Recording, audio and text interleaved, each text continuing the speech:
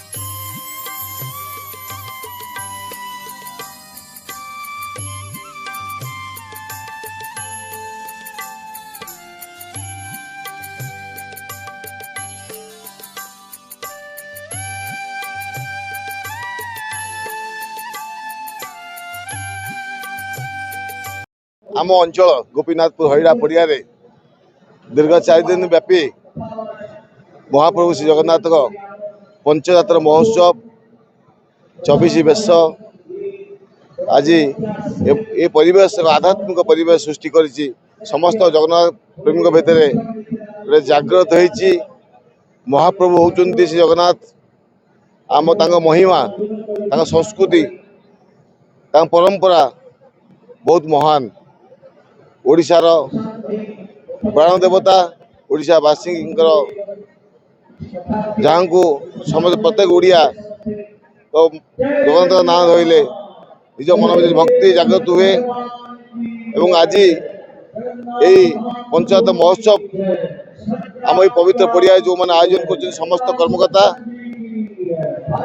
पंडित सत्यानंद दास महाराज समस्त को आम अंचल तरफ साधुवाद ज्ञापन करुच्ची। निश्चिंत भाव आम अंचल आहरी जगन्नाथमय हम जगन्नाथ प्रति समस्त भक्ति जागृत हो। मो ना अंबिका साहू मुझे रामेश्वर ग्राम पंचायत जड़े बासिंदा मोर जो गोपीनाथपुर जो होची महाप्रभुंर 24 वेश ताकू आरंभ हो सर काली तार पूर्णाहुति ଏବଂ ଏଠି ଏଇ ଯେଉଁ କାର୍ଯ୍ୟକ୍ରମଟି ହେଉଛି ଏଇଟା ଗୋଟେ ନିଆରା କାର୍ଯ୍ୟକ୍ରମ। କେବେ ଆମେ ଦେଖିନୁ ଏଇ ଅଞ୍ଚଳରେ ଏମିତି କାର୍ଯ୍ୟକ୍ରମ ହେବା, ଯେଉଁଥିରେ ପ୍ରଭୁ କେହି ପୁରୀ ସମସ୍ତେ ଯାଇକିରି ଜଗନ୍ନାଥଙ୍କର ସବୁ ବେଶ ଦେଖିବା ଅସମ୍ଭବ, କିନ୍ତୁ ଆମେ ଏଇଠି ଗୋଟିଏ ଜାଗାରେ ଆମେ ଜଗନ୍ନାଥଙ୍କର 24 ବେଶ ଦର୍ଶନ କରିବାକୁ ପାଉଛୁ, ଯେଉଁଟା ଆମ ପାଇଁ ଅତି ଭାଗ୍ୟର କଥା। ଏବଂ ପ୍ରଭୁଙ୍କ କରୁଣା ଆମ ଉପରେ ଅଛି, ଯେହେତୁ କରୁଣା ଅଛି ବୋଲି ଏଠି ଏଡ଼େ ବଡ଼ କାର୍ଯ୍ୟକ୍ରମଟି ଚାଲିଛି। ବହୁତ ଶୃଙ୍ଖଳା ବିଧି ଅନୁସାରେ ଏ କାର୍ଯ୍ୟକ୍ରମ ଚାଲିଛି। ସମସ୍ତ ଭକ୍ତ ଏଠି ରୁଣ୍ଡ ହେଉଛନ୍ତି, ଶହ ଶହ ଲୋକ ଏଠାରେ ଉପସ୍ଥିତ ରହି ପ୍ରଭୁଙ୍କର କୃପା ଲାଭ କରୁଛନ୍ତି। ମୁଁ ଏଇଠାରେ ଏଇ ଆୟୋଜନ କରିଥିବା ସମସ୍ତ ଯେଉଁ ଲୋକମାନଙ୍କୁ ଧନ୍ୟବାଦ ଅର୍ପଣ କରୁଛି ଏବଂ ପରିଶେଷରେ ସମସ୍ତଙ୍କୁ କହୁଛି ଯେ ଆସନ୍ତୁ ଏବଂ ଭଗବାନଙ୍କ କୃପା ଲାଭ କରନ୍ତୁ। ମୋ ନାଁ ମନୋରଞ୍ଜନ ଦାସ, ଗୋପୀନାଥପୁର ଘର। समाज सेवा मोर काम हूँ समाज सेवा। पंचरात्र आज गोपीनाथपुर जो हूँ एक अभूतपूर्व सम्मेलन ये हूँ आगुरी केवे ये नथिला। जदियो गोपीनाथपुर एक पुराण प्रसिद्ध ऐतिहासिक गाँ और जगन्नाथ प्राचीन मंदिर अच्छी, किंतु ए प्रकार आयोजन केवे हो नथिला। लोक मैंने आज जगन्नाथ चरणामृत जो प्रवचन शुणुंट निजक धन्य मन कर जो 24 बेश से बेश को गोटे जगह देखी असंभव होता ये देखिपुं निजक धन्य मन कर निज मनरे किभली भाव में जगन्नाथ चेतना उद्रेक हम से आम जो जगन्नाथ भक्त समाज अच्छी बहुत धन्यवाद दूसरी। आमर जी विकास दास जे कि सभापति अच्छा जगन्नाथ भक्त समाज ये गोपीनाथपुर अशेष धन्यवाद दूसरी। ए समस्त सबू लोक मानकर सहयोग समस्त भक्त मान समर्थन अकुंठ साहाय्य समर्थन यहाँ संभव हो पारी जहाँकि असंभवटा संभव होती जगन्नाथमय ये अंचल एक जगन्नाथ मय हो समस्त मन में जगन्नाथ जगन्नाथ होती। तेणु ये प्रकार जो प्रचेषा ये निश्चित भाव में एक उदाहरण सृष्टि करछि आग को केमिति जगन्नाथ चेतना बढ़िबो एवं सारा भारत वर्ष रे केमिति यार अग्रणी भूमिका ये नब ये जगन्नाथ पंचरात्र महोत्सव से समस्त चेष्टा करबा उचित। यह ही आज दिन में मोर समस्त को कुमार लेंगा मो ना हो शरद कुमार लेंका आओ मु भंज भारती उपाधि पाई एवं मते ओडिशार पाला गायक समाज तर्क शिरोमणि उपाधि भूषित करी जगन्नाथ संस्कृति पर गवेषणा गोटे बड़ विशिष्ट कथा हूँ जगन्नाथ तो अनंत हरि कथा अनंता। तेणु जगन्नाथंकर वेश संपर्क में कहवाक गले संक्षेप कहूँ प्राय साधारण ओडिशार जनता जगन्नाथंकर गोटे